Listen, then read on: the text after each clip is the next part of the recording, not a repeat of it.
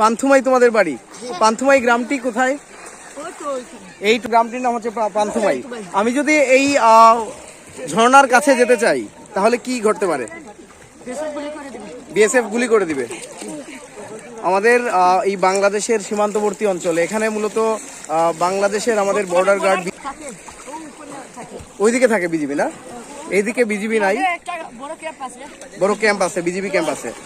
তো আমি জানতে চাচ্ছি যে এই ঝর্ণার কতটুকু আমরা সামনে যেতে পারবো?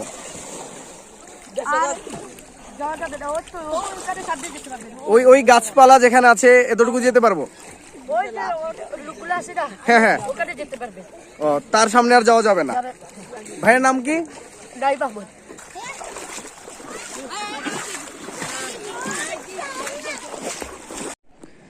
নাইম, তুমি কোন ক্লাসে পড়ো? এইটা। এখানে স্কুল আছে? ঠিকঠাক মতো পড়াশোনা হয় তো?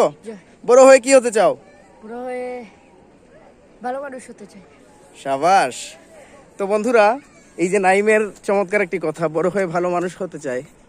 সে যেন বড় হয়ে ভালো মানুষ হয়, মানুষের মতো মানুষ হয়, যেন সে মানবিক একজন মানুষ হতে পারে, সেই কামনাই করছি।